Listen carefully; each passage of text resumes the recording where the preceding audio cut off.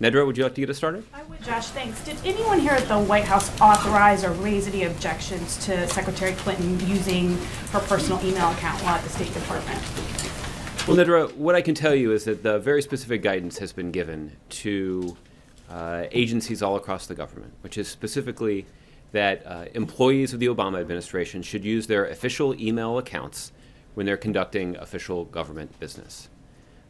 However, when there are situations where personal email accounts are used, it is important for those records to be preserved consistent with the Federal Records Act.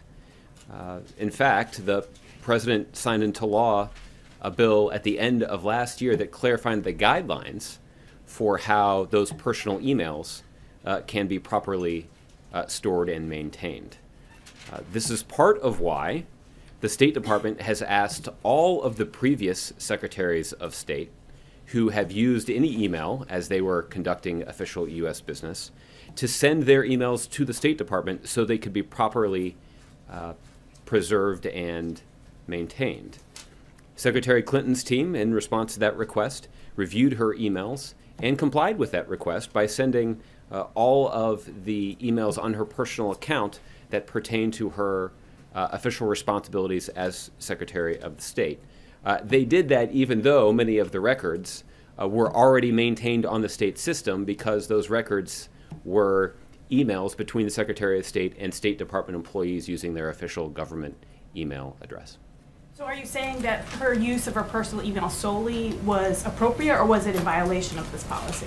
Well, what you should do is that you should check with the State Department, who is responsible for administering this policy. But the policy, as a general matter, allows individuals to use their personal email address as long as those emails are maintained and sent to the State Department, which, if you ask Secretary Clinton's team, that's what they completed in the last month or two. Given that she's not the first person to use personal email, does there need to be some sort of system for archiving personal emails of high-ranking government officials like this?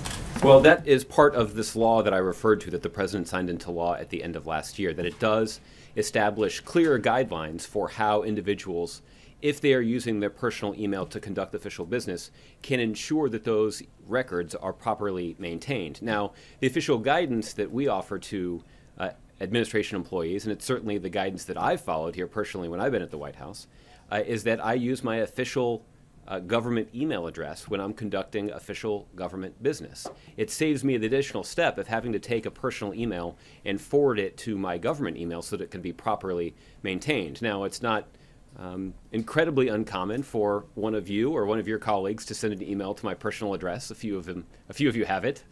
But when I do that, I will answer the emails, which I try to be pretty good about doing. But then I will take that response and forward the email to my official account so that the record of that email exchange can be properly preserved.